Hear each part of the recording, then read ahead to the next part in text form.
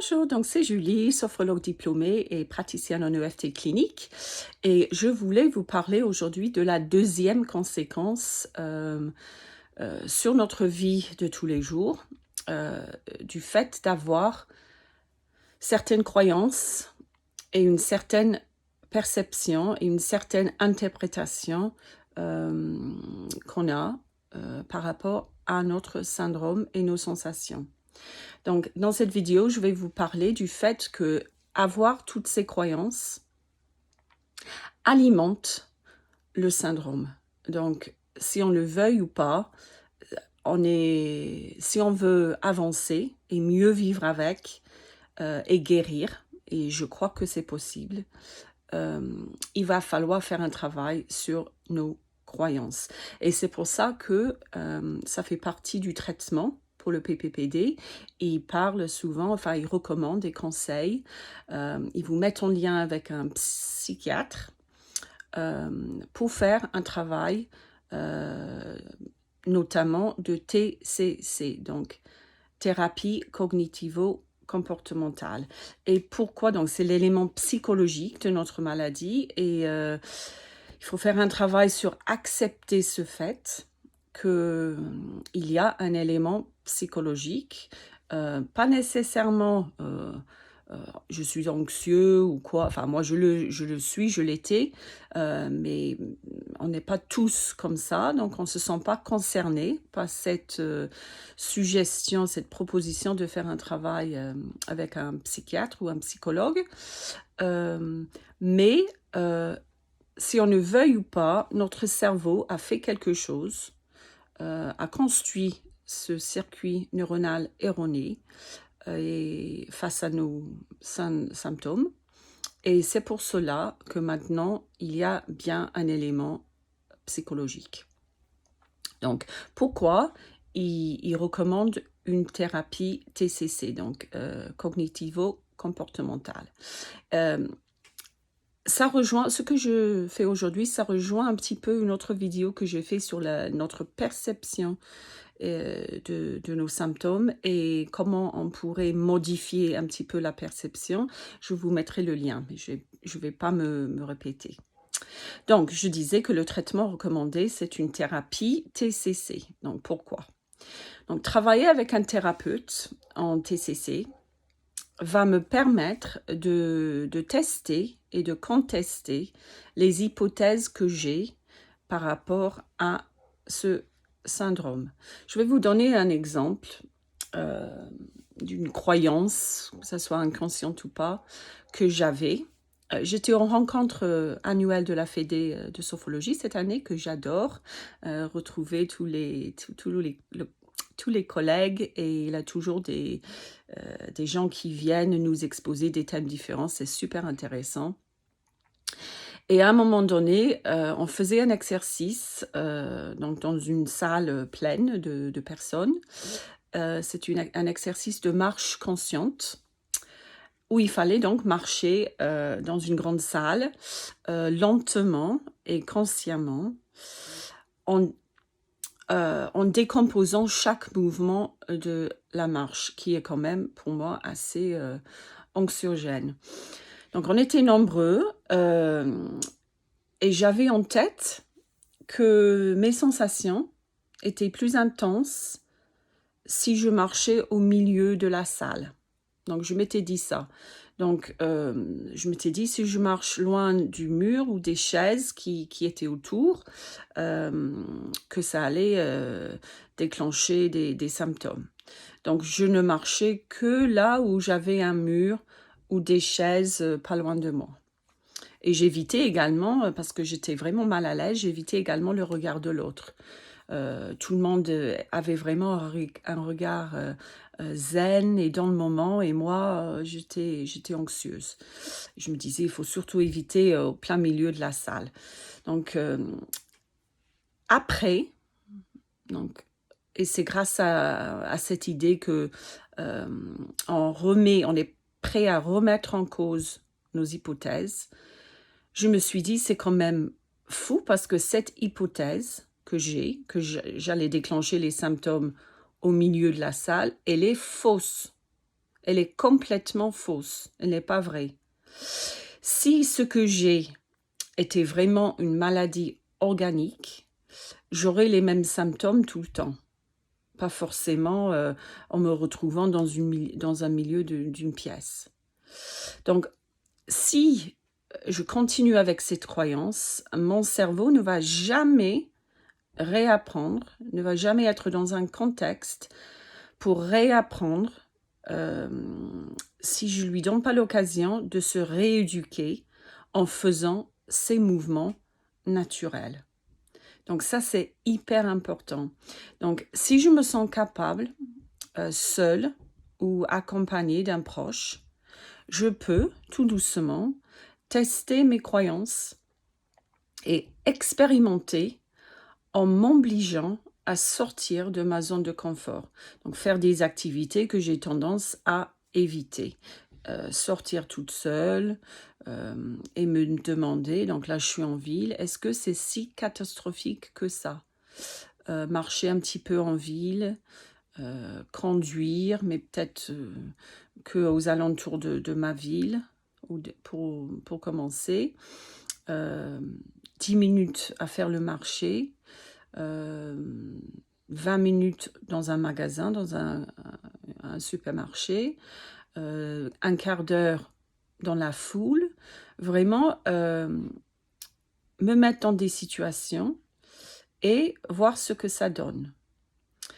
C'est quand même mieux d'avoir un suivi en TCC avec un psychologue ou un psychiatre, parce que les thérapeutes, en fait, savent comment faire pour progresser tout doucement à notre rythme. Ça s'appelle l'exposition, je ne sais même pas comment on dit ça en français, graded exposure en anglais, donc l'exposition à ce qu'on appréhende de façon graduelle, de façon aussi croissante. C'est-à-dire on commence avec quelque chose qu'on peut tolérer au début et petit à petit on avance avec les choses qu'on appréhende.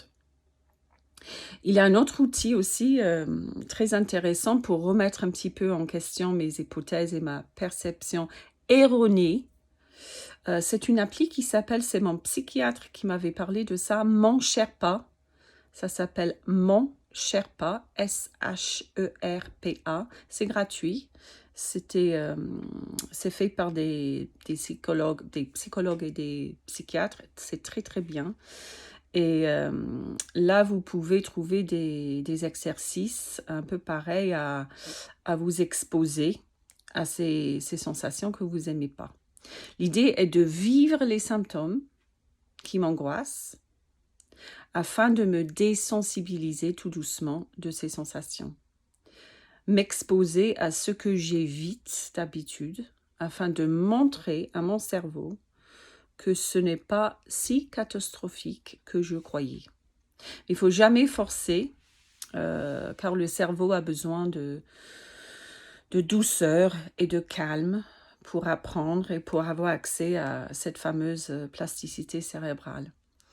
Et il faut retenir une chose, j'avance vers une guérison chaque fois que mon cerveau ressent une sensation sans l'étiqueter comme étant dangereux. Donc, il apprend à se rééduquer et ça me permet de vivre une sensation que j'appréhendais à cause de mes propres croyances et que je ne vais plus appréhender parce que je la vis et ce n'est pas si catastrophique que ça. Ça s'appelle l'exposition interoceptive et vous allez retrouver ça sur l'appli Mon Sherpa. Mais c'est pas l'idée de je vais faire ça jusqu'à ce que je m'angoisse. C'est pas du tout ça.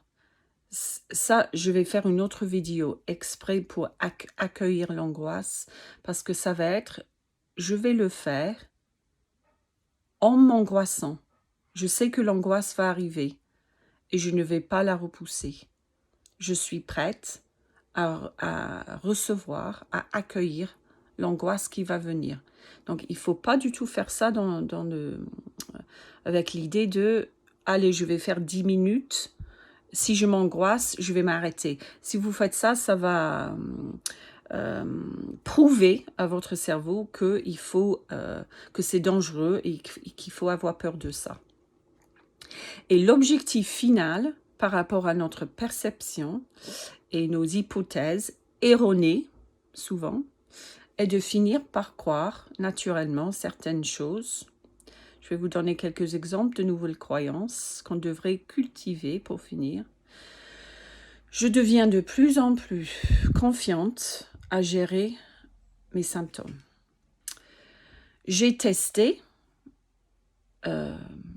ces hypothèses et par exemple, je sais maintenant que quand mon attention est ailleurs, je ne pense plus à mes symptômes. Donc cela montre que c'est sûrement pas une maladie organique. Et ça me rassure, parce que si c'était une maladie organique, les symptômes seraient présents tout le temps. Je me dis, il n'y a aucun danger réel. Même si mon cerveau croit qu'il y a une menace, que lui, il est convaincu qu'il y a un danger réel et réagit comme ça, il n'y a pas de danger réel.